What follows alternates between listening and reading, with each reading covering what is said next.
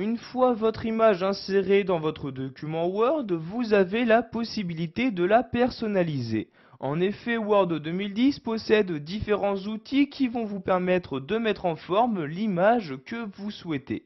Donc je vais par exemple prendre ici cette image-ci. Donc tout d'abord, je vais la sélectionner en cliquant dessus. Après avoir sélectionné l'image, vous pouvez voir en haut dans le ruban Office qu'apparaît maintenant un nouvel onglet, l'onglet Format. Je clique donc sur cet onglet pour faire apparaître les différentes fonctionnalités correspondantes. Je peux par exemple corriger donc le style de l'image en me rendant à gauche de cet onglet et en cliquant ici sur correction. Donc dans cette partie-là, vous pouvez gérer la netteté ainsi que la luminosité et le contraste de l'image. Donc voyez ici pour la netteté, vous utilisez donc l'une des vignettes correspondantes, donc soit pour accentuer celle-ci ou pour l'inverse, l'atténuer. Donc vous avez automatiquement l'aperçu qui apparaît sur l'image. Donc voyez ici, vous n'avez juste qu'à laisser le curseur de votre souris sur l'une des miniatures et vous verrez donc les modifications s'apporter directement sur l'image de votre document. Donc par exemple ici je vais accentuer la netteté de 25%, je clique donc sur la miniature correspondante et les modifications vont s'enregistrer pour s'appliquer donc sur l'image sélectionnée. Donc si vous souhaitez maintenant changer la luminosité ou le contraste de cette image, je retourne ici sur l'outil correction et je vais maintenant m'intéresser donc à cette seconde catégorie, donc luminosité et contraste. Donc pour modifier la luminosité de votre image, vous allez ici donc utiliser l'une de ces vignettes se trouvant sur la droite. Donc vous voyez ici par exemple, la luminosité est de plus 20%, le contraste n'a quant à lui donc pas bougé. Donc toujours en laissant votre souris sur l'une des vignettes, vous aurez directement l'aperçu sur l'image concernée. Je vais par exemple ici donc augmenter la luminosité et le contraste de 20% donc comme ceci. Je clique donc sur la vignette correspondante et vous pouvez voir les modifications s'apporter directement.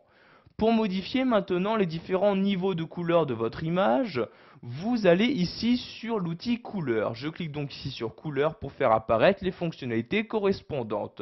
Vous avez par exemple la possibilité de saturer l'image d'une certaine couleur, de modifier les nuances d'une couleur ou encore de recolorier totalement votre image.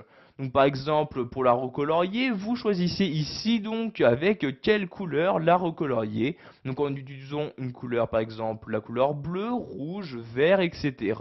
Donc par exemple ici je vais la recolorier en vert comme ceci.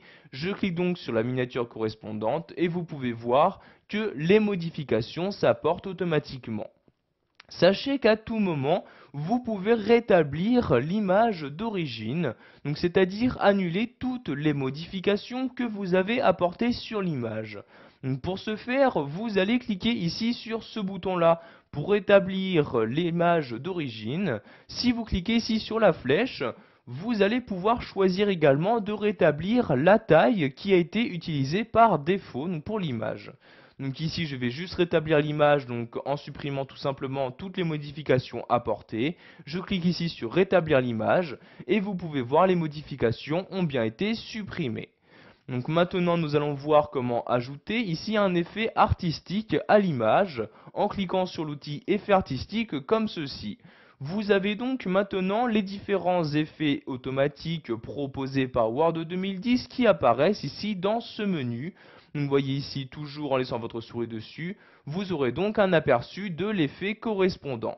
Donc vous voyez ici l'effet de peinture, l'effet de flou, etc.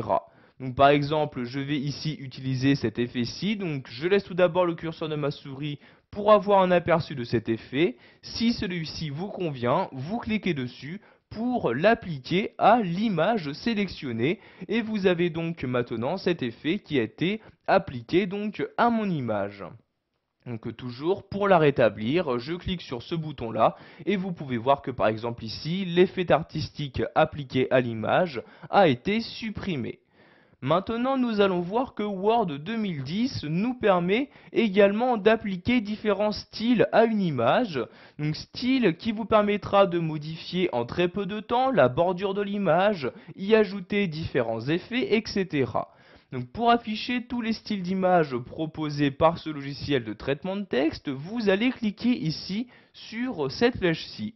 Vous avez donc maintenant dans ce menu tous les styles proposés par Word 2010. Donc encore une fois, si vous laissez votre curseur de souris sur l'un des styles, vous aurez directement l'aperçu qui apparaîtra sur l'image sélectionnée. Donc je vais par exemple ici utiliser ce style-ci, je clique donc dessus et voyez donc le style s'appliquer automatiquement à mon image.